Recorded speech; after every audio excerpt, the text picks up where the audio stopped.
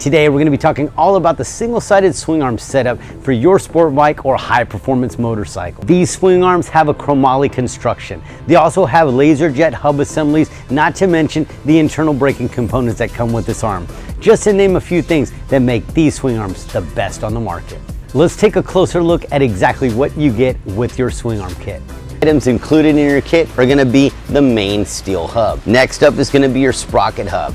Next up is going to be your rear wheel hub. Now, anytime you do a single-sided setup, your rear wheel is not going to have any right or left hubs connected to it. So all you're going to have is a center bore with the 5 bolts that's going to go through there and hold it in place. Next, we have our rear sprocket, our rear brake rotor, as well as our rear brake rotor hanger and our adjustable hub carrier. This kit also includes a performance machine 4-piston brake caliper, as well as a brake line. One of the coolest things about this kit are the spike caps that you're going to get for your rear wheel. Not only are you going to get one spike cap to cover up your sprocket end, but you're also going to get one for your inner open side of the wheel. This kit also comes with all the necessary bearings and spacers that you're going to need to do the install on your bike. One of the last deciding factors of your single-sided swing arm is what wheels are you going to be running. With options of 240, 300, 330, and 360s, there's so many options with aftermarket wheels. But there is also options to have rear stocker wheels, like this 240 wheel that we got from All Things Chrome. Choosing the rear stocker wheel option has its advantages, such as you don't have to purchase a front matching wheel, which definitely saves costs in the long run. The rear stocker wheel allows you to get that custom look while maintaining that factory finish. Now it's time to break this bike down. The first thing we're going to do is remove the exhaust, the foot pegs, remove the chain, and gain access to remove everything that we're going to need to take off the swing arm.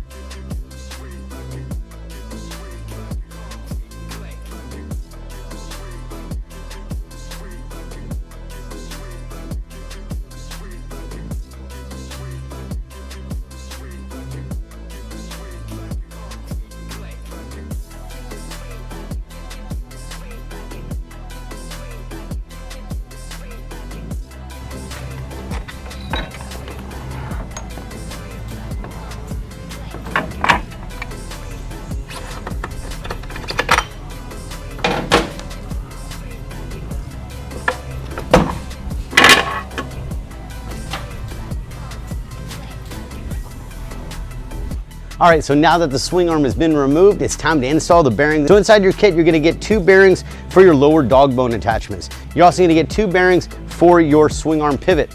Now you're also gonna have a sleeve that needs to go inside here before one of these bearings is put in. This sleeve can be put in afterwards. Now to make this installation easy, we're definitely gonna need to have a couple of tools. Number 1, we're gonna need some bearing grease. Number 2, we're gonna need a Thor hammer. We're going to be using a 30mm socket, and this is going to be used to drive the bearing in. Now these bearings that we're going to get, they're going to be blind bearings, so they're very difficult to put in without damaging them, so we have to be extremely careful.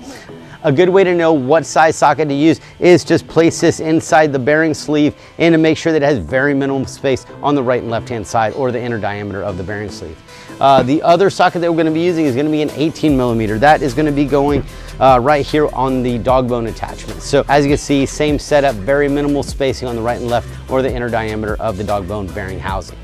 So let's get started. Number 1, let's get a little bit of bearing grease. We're going to start with one side of the swing arm. We're going to start off by applying some bearing grease on the inner wall of that bearing housing.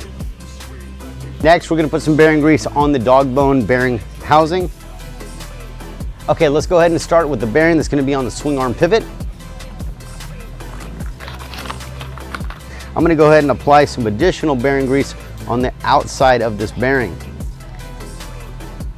Okay, once this is done, I'm going to carefully set this bearing right here on top. I'm going to try to wiggle it in as much as possible, and that's pretty much on my stopping point. Next, I've got this extension. Now, I use this extension to mallet in a few things whenever I need to use these sockets to drive in bearings. So this is a used one. I only use it for this. Now I'm going to turn that socket around. I'm going to use a flathead. Now I need to make sure that whenever I'm hitting this in, that we're being extremely careful and we're making sure that this bearing is going perfectly straight. All right, so I'm just going to give it a couple of taps.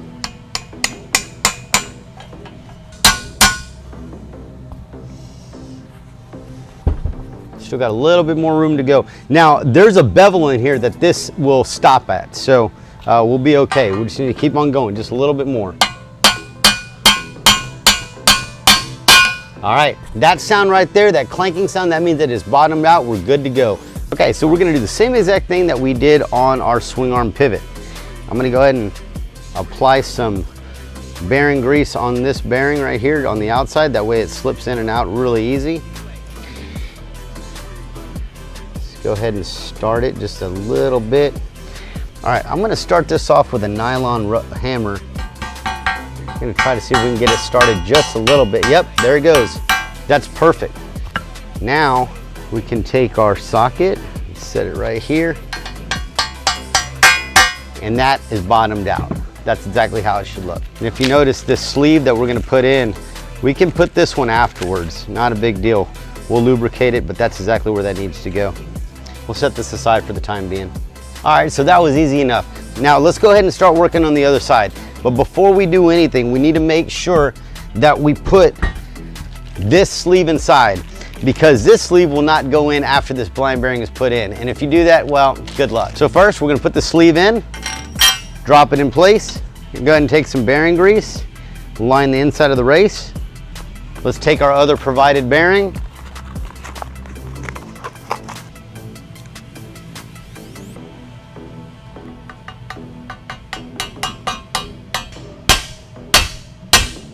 In there? Yeah.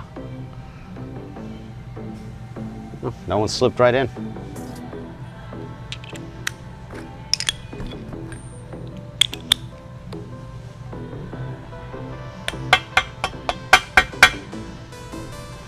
That's bottomed out. Now we're going to take our sleeve. We're going to go ahead and lubricate this as well.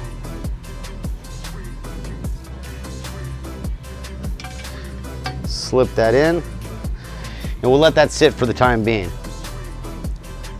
All right, the swing arm is almost ready to be put on, but first we need to go to the old swing arm and we need to take out some inner bearing sleeves as well as the dust caps. They go on the right and left hand side of the swing arm pivot. Come over here and I'll show you where they're at. Okay, so this is the old swing arm. This is the brake side, and we're gonna take off this dust cap. That metal should stay right in there. And we're also gonna remove this sleeve. Okay, make sure that you take these out. There's gonna be another one on the other side. We'll grab that as well. All right, so this is the chain side. We're gonna take this dust cap off. Popped out easy. And let's go ahead and remove this sleeve as well. Okay, these are the two pieces that we need from this side. All right, just like you took them off, we're gonna put them together just the same way. Make sure that the sleeve is inside. And this dust cap on. And there we go. Perfect. Okay, finally it's time to put this swing arm on the bike. So before we do, we're gonna take this axle, we're gonna lube it, get some grease on here.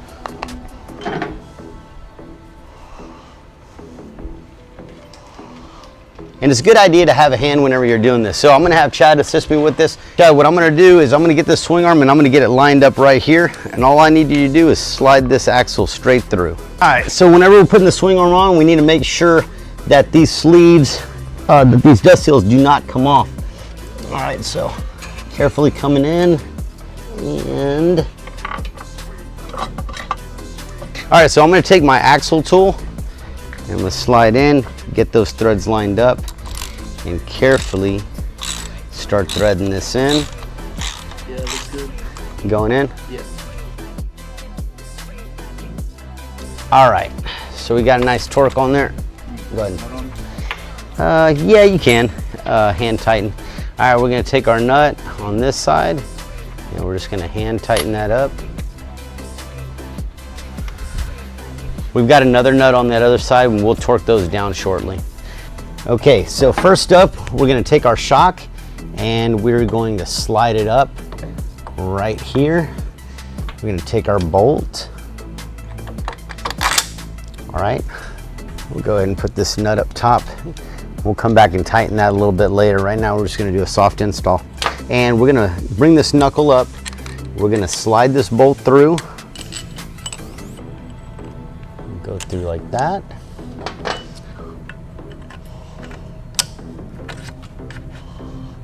Excellent, that's exactly how we want it. Now we'll take our other side of the dog bone and we'll slide this on. Looks like we go, perfect.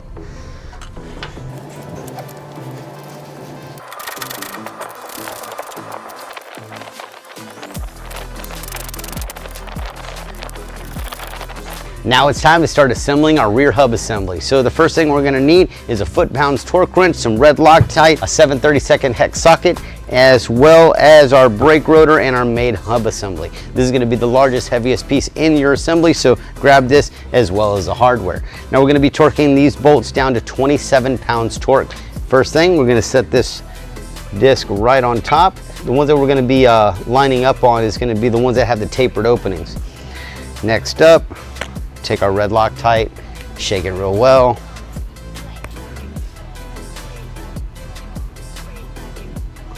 We want to make sure that we have plenty of Loctite on this.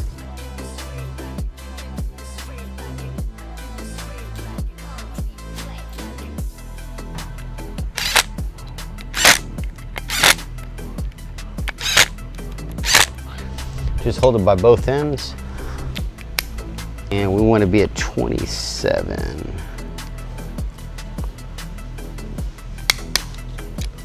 27. All right, 27. All right, one more. All right, we're good to go. I'm gonna wipe off some of that excess Loctite. Okay, next up is gonna be our ABS ring. Let's get that installed. All right, so now we're gonna go ahead and install our ABS ring. And these holes are already pre-drilled and tapped.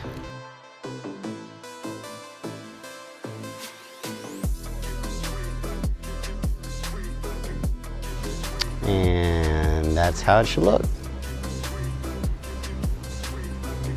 Okay, so next up we're gonna take our brake hanger and our adjuster. Now this bearing is completely dry, so before we install it, we definitely need to take some bearing grease.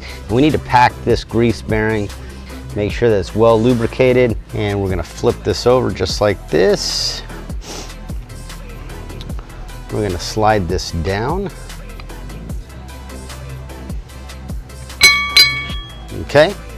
Okay, now that the hub is in place, this is gonna be our brake hanger, but we also have to add the ABS sensor on here. Now the ABS sensor originally had a larger flange mount. Now this is thinner, so what happens is if I put this on, it's gonna make contact with that ring. We definitely don't want that. So what I'm gonna do is I took 3 M6 washers. I'm gonna use the original hardware.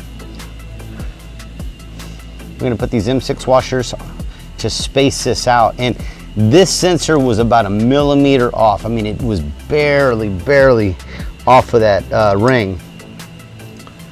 And got it set in place.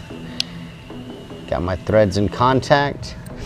Now I'm gonna hand tighten this up. Okay, got it snug. And now we're gonna torque it down just a hair. All right, there we go. All right, yeah, I'm happy with that. It has a little bit of flex play, but it's not gonna make contact with that ring.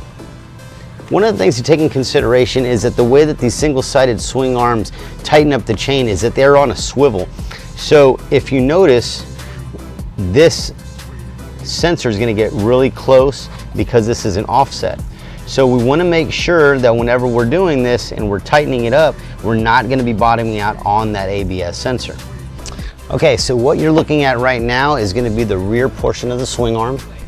Another thing to look out for is this stud right here. So this stud is going to sit inside the guide of the brake hanger. This is so that brake hanger doesn't spin to the front or to the rear. So whenever installing this hub, we want to make sure everything's lined up and pressed in. If you've had this swing arm powder coated, make sure that the area is clean and it has enough room to slide in properly. And this right here is where our brake caliper is going to mount onto a little bit later on down the road. So the next thing we're going to do is we're going to slide this hub in. There's going to be a guide pin, and this guide pin is going to sit right here, okay?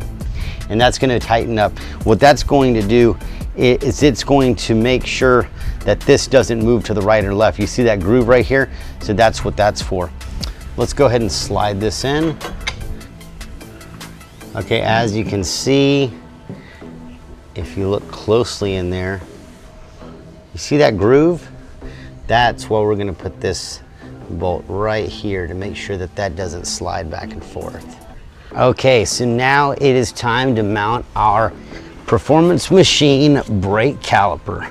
Now we're gonna mount this on this side right here, and what we're gonna be using is some 3/8 by 16 pitch bolts. These are 1 inch long. Oh man, like a glove. Now we're gonna wind up taking this brake rotor back off whenever we do the bleeding, but we'll do that a little bit later. Right now we're just focusing in on the install. And see? And that's how your Performance Machine brake caliper should be mounted on. We're going to have a build your own brake line fitting that's gonna go right here. Okay, so I ran this line out here just so that I can run some electrical. We're gonna run some LED wiring, possibly the ABS line through this. But if you look right here, you can start seeing that brake line that we fed through already coming out.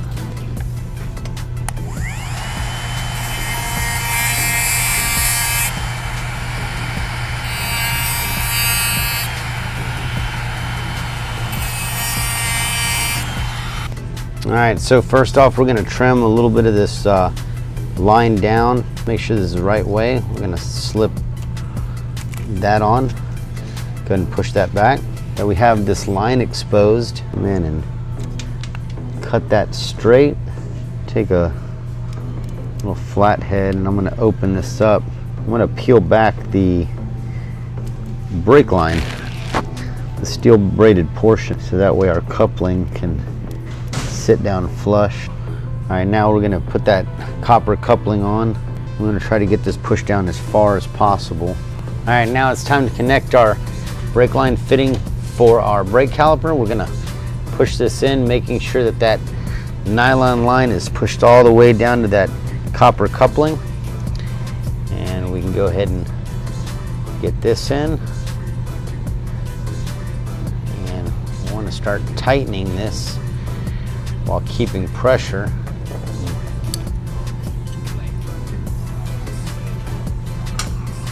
We got the 7/16.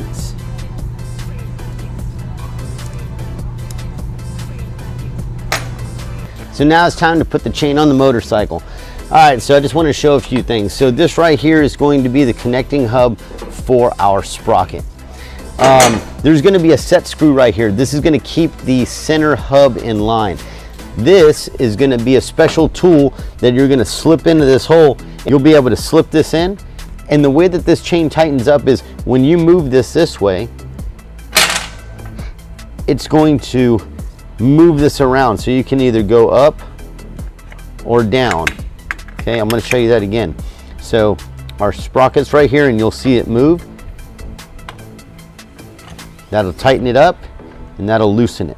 Okay, now what we want to make sure is that whenever we're doing this, the chain positioning, that we're not going to interfere with this ABS sensor. So we need to make sure that we go right to where the very end of the tightening is going to be. So if we go any further this way, we're going to hit this ABS sensor. But if we tighten this way, that ABS sensor is going to go up over that hump, and everything will be cleared just fine. So next, we have our sprocket hub, and the shallow side is going to go in. So let's go ahead and do that. Now,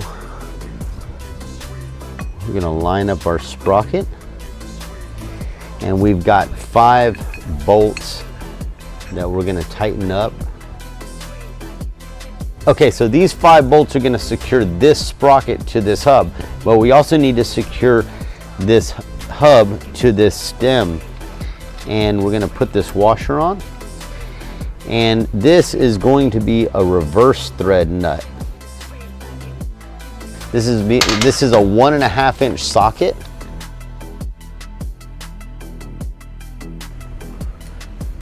Okay, so now we'll take our 3/8 Allen. We'll go ahead and just get these snug for the time being.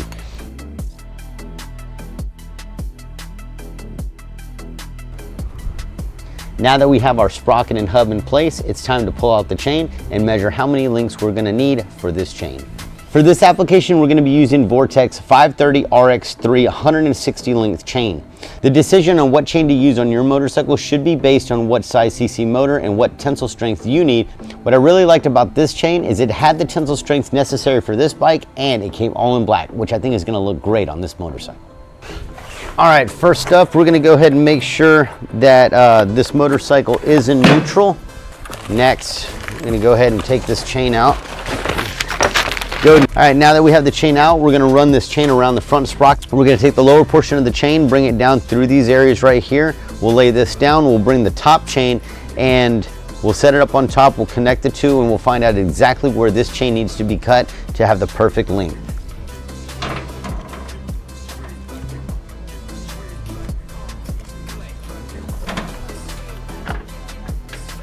All right, just like that. So we want to be careful not to scratch the swing arm at this time, but we're going to lay this right here, okay?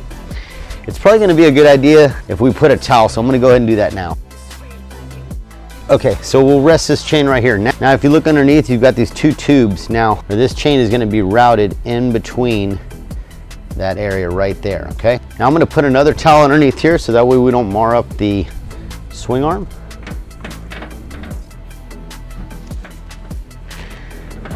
That should work for the time being. I'm gonna pull this as tight as possible. And this is exactly where we need to be. So what I'll do is I'm gonna take a zip tie and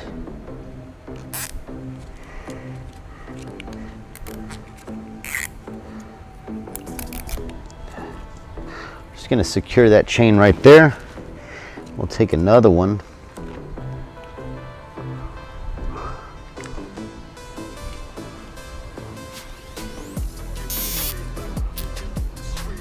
Secure it right here. Lift that up. So we're going to have to cut this rivet off, and that way we can take our master link and set it right in between there. So let's go ahead and get that done now.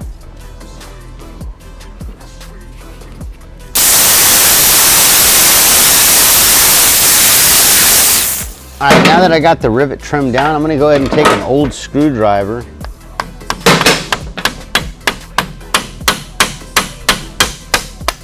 Go ahead and pop that off.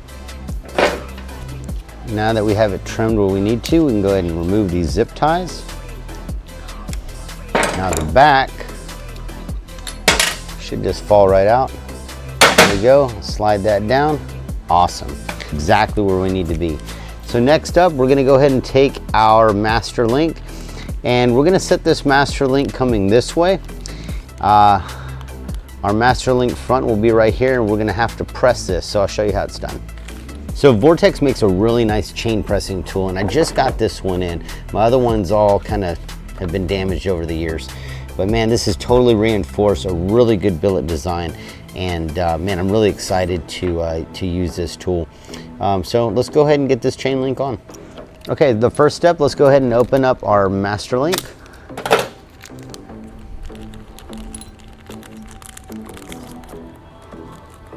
So this is going to be our master link. That's it right there. Also going to have our faceplate. You're going to have 4 O-rings and some chain grease. So let's go ahead and open this up. Set the chain grease aside just for the moment.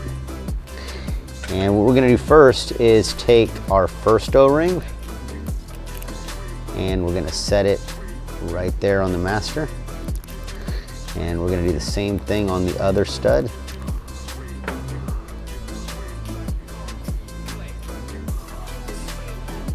Okay, now we're going to take our chain grease and we're going to lubricate our O-rings. Just like that. Like that.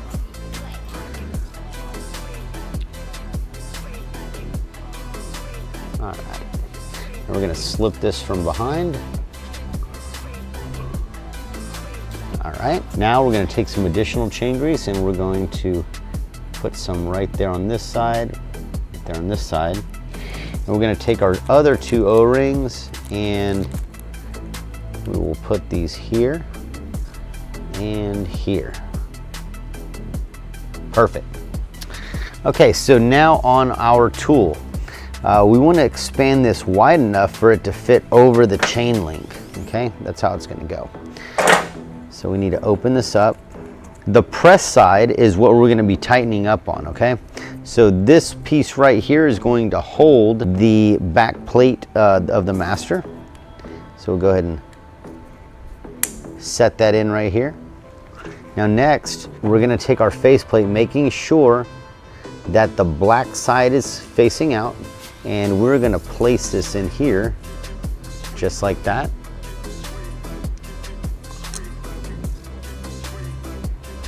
All right, I'm just gonna give you a closer look of how that's supposed to be set up.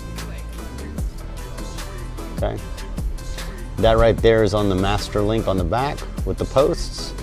And right here, I've got that master link set up. So now what I'm gonna do is I'm gonna start tightening this and it's gonna press that faceplate on. All right, we're gonna take a 21mm socket, set it right here, hold this handle, and we're gonna start tightening that faceplate down. All right, that's good right there. In fact, it almost felt like it bottomed down, which man, this is a really nice tool. I'm very impressed with it. Once you've got this chain pressed, it should look a little something like this, and that's about the space that you'll have. Okay, we're not done yet. Now it's time to use our same tool, and we're going to be mushrooming out these rivets to make sure that this chain link never pops out of place. Okay, so we're going to continue to use the same back plate that we used on the back side of this, but now we're going to remove this faceplate installer tool and we're going to use our rivet tip. So this is the rivet tip right here, and we're going to install this right there. And we can just kind of hand tighten that for right now, and it stays in place, which is really nice. All right, you see how that tip is mushroomed out? We're going to do the same thing to the other side. Excellent. All right, we know that this rivet isn't going to be coming off anytime soon. Okay, so now would be a great time to install your chain slap protector. It's going to be these 3 polyurethane pieces right here. Now, right here, this is an area that you might get chain slapped. So we're going to mount this right here. The second one that we have is going to go right here. And we've got one more now. If you notice, this has a smaller inner diameter, and this is going to go right here. Okay, so what we're gonna do, we're gonna drill a hole right here. This is where the other slap protector is. We're gonna drill a hole right here and another one right here. We'll go ahead and make our second mark right here and our third one right here.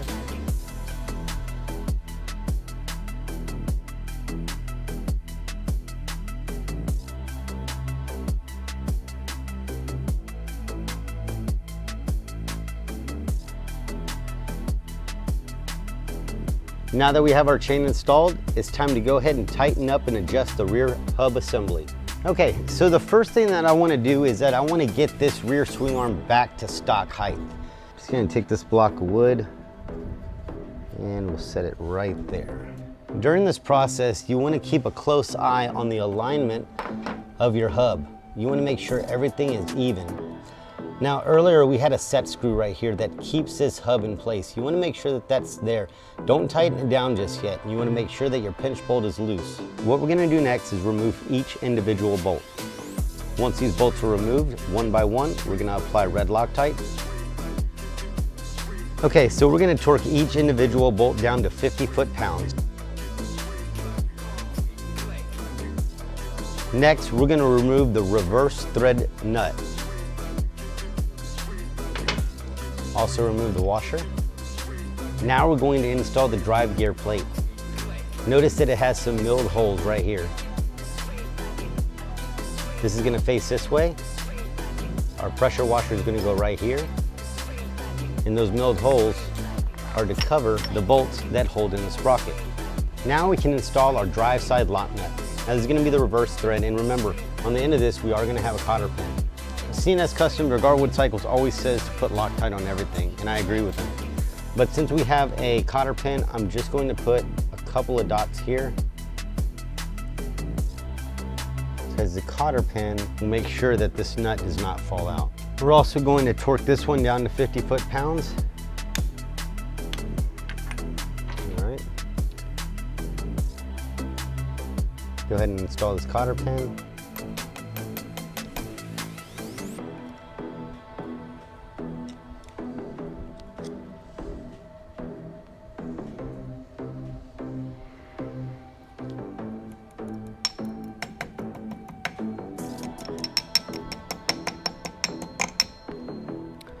Okay, so I'm showing you a rear view of this hub assembly, and if you look underneath, if you look close, you see those holes right here? Okay, what those holes are for is for your adjustment tool to be placed inside, and once it's in, you can tighten or loosen the tension of your chain. Okay, so we're gonna add tension on this chain. And what you need to make sure of is that that hub is sitting directly in the middle of this pinched area. So I'm gonna have to push in a little bit. And now I'm adding tension. And go ahead and tighten. Okay.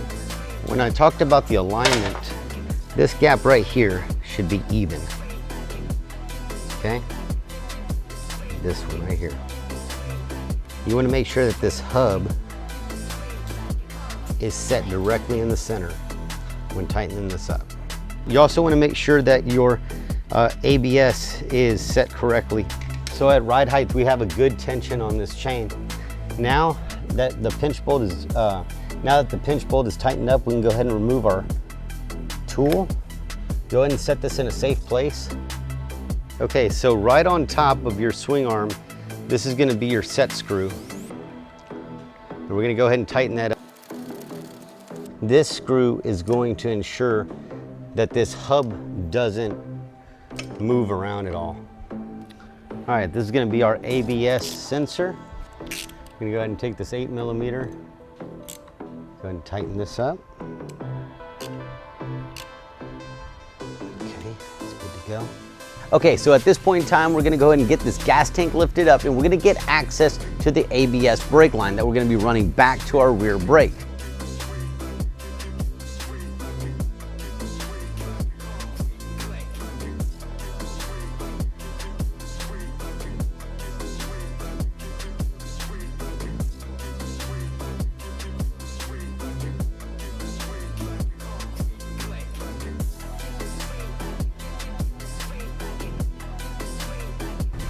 All right guys, so now it's time to connect our brake line to our ABS module. In order to do this, you're going to need a special fitting, and that fitting is going to look like this. So it's going to have a 3AN M10 1.0 thread pitch on here. This is going to go into your ABS module. If you open it up, you're going to have a copper coupling. Now this coupling is going to fit over the nylon portion of this line. Now when you put this on, you need to make sure that that nylon line is all the way buttered up to the end. In order to do this, you're also going to have to pull back some of the braided areas. It is a pain in the ass, but if you work at it, you can get it done. So with that being said, we're going to take our line and we're going to insert our line in there. We're going to start pulling over our threaded area. And we're going to start tightening this up. You're going to start feeling pressure. Now you need to make sure that the steel braided line is around that copper coupling. That's what compresses this entire fitting together. So now let's connect this line into the ABS module. Okay, so once you have your ABS fitting attached, you're going to need to attach your ABS line first. And that's going to go into the module. And that is going to go right here, okay? I'm gonna go on the other side of the bike and start tightening it up. All right, so now we got our ABS line out. Now we're gonna pull this down underneath this portion of the frame, And there's an opening right here on this swing arm. And this is where we're gonna pull this brake line through. You see this line right here? This is where there's an opening here on the swing arm, and it's gonna run through this tube all the way back over here, and it's gonna come out right by the brake caliper, which is perfect for us to hide and run wires that we don't wanna have seen. Okay, so before we put our rear brake caliper on, we wanna make sure that the alignment is set and it's gonna mount on the brake hanger in a good position. So first off, let's slide our rear brake caliper on. See where it's gonna mount onto the brake hanger. And you wanna make sure that this rotor is aligned dead smack center with the opening of your brake pads. This one checked out really good, so we can move on. Okay, so we know which direction our brake caliper is gonna go on. We've got our brake line, we've got our banjo bolts, as well as our crush washers already installed right here. So next, we're just going to start this thread. Once we have it hand tightened, we're going to take our 9/16 socket and make sure that's good and tight. All right. You can go ahead and loosen up your bleeder screw. Now would be a good time to reinstall your rear foot brake pedal.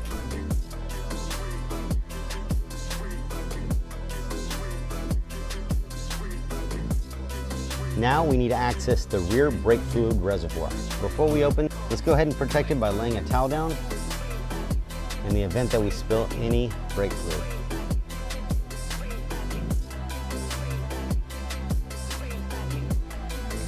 So it's going to be a little bit difficult for us to pour straight from the bottle into our rear brake reservoir.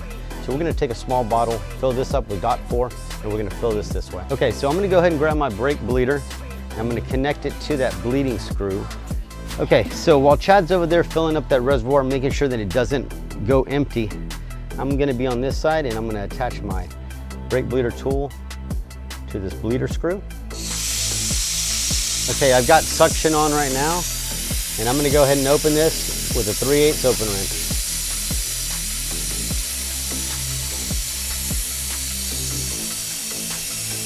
What I'm watching for is for fluid to come out. We got a little fluid coming out now, that's good. Exactly what we want. Now I turn this caliper over so that any air bubbles that are inside this caliper will rise to the top. Okay, so now I'm gonna try to bleed up the brakes by using the rear brake pedal. Like I said, if there's gonna be air in these lines, it's gonna be very difficult to get this out of it with this caliper upside down. So I'm going to use another rotor that I had here laying around the shop just to put in between my brake pads. Okay, now I'm gonna go over here to the brakes and start pumping up.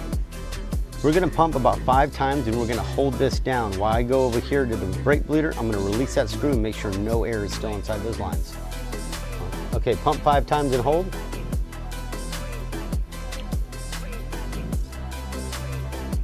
Hold it down. Okay, keep going. Pump 5 times and hold. We're getting pressure back here, which is good. All right, Jed, how does it feel over there? Tight? Yeah, it's good. Great. Okay, so we've got confirmation both from Chad on the other end, who's pumping the brakes, and me over here with this brake rotor. Let's go ahead and get this caliper on this rotor. Okay, so we've got our 2 bolts here. We're gonna put some blue Loctite on this.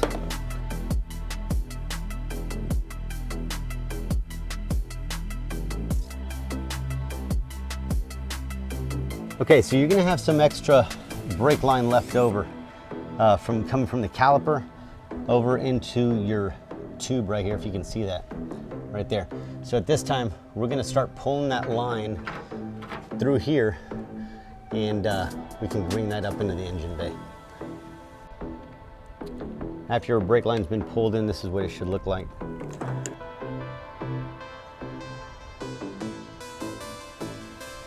Now it's time to get the rubber on the wheel. Let's get this wheel over to the tire machine and get some balancing beads inside. So during the installation, I felt that the wheels in the Swingarm were just a little bit too dark and definitely needed some color to pop. I found some wheel graphics online and I'm going to show you how we did the install. Check it out.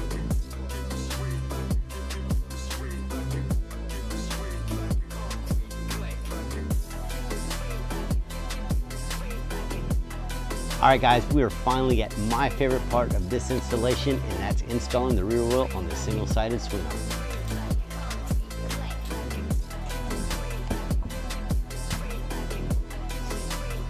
Okay, now that we've got our wheel on, we need to make sure that we're aligned up with these holes.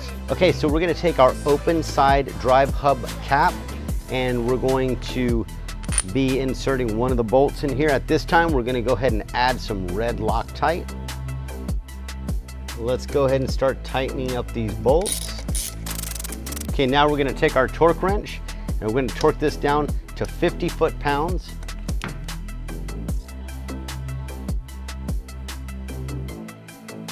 All right, at this time, we're gonna go ahead and set our height adjustment. Let's go ahead and lower this bike down. And you notice how this tail section is coming down. Now, we put a Airfx air ride system on this motorcycle. What we're gonna wind up doing is we're going to allow this motorcycle to sit as low as possible without bottoming out on that tail section.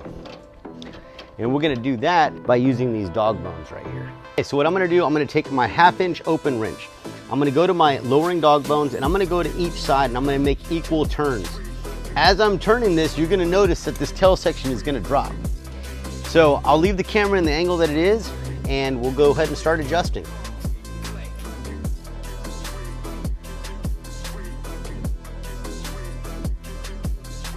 Now I wanna go back over here and show you exactly how much space we left. Probably about 3/4 of an inch right here, okay? And the reason that I leave this gap is in the event, God forbid, the air ride ever goes out or fails, this rider can make his way safely back home with no problems at all. Now that this is done, we can go ahead and tighten up our lock nuts, which are gonna be here and here. And after that, we can go ahead and get his exhaust on.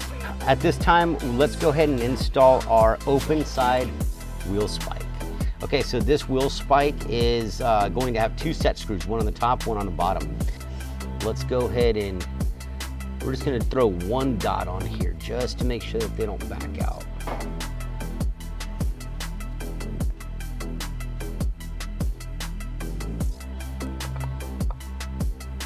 Make sure that it's all the way on, and we're just gonna tighten up these set screws.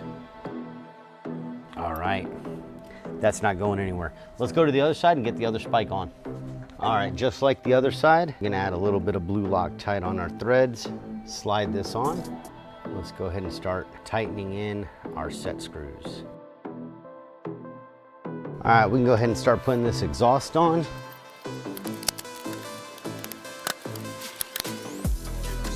Now that we've got our lowering dog bones adjusted, we've got the jack out, we're gonna go ahead and put a fuse in our fuse holder, turn on this ignition, test out our air ride. All right, ignition on. That's our air compressor charging up our reservoir tank. It's already done. And our air ride is working properly.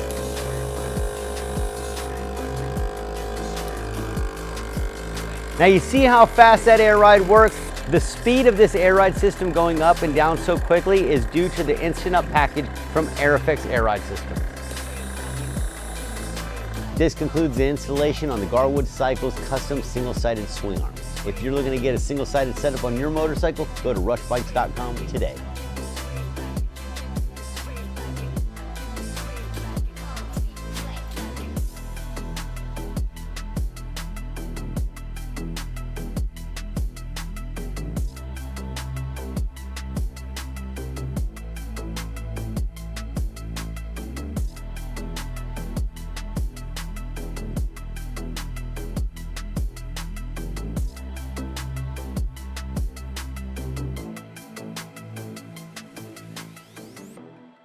One last thing I gotta show you before we leave are the lights that we installed on this bike. Check it out. Jose, hit the lights.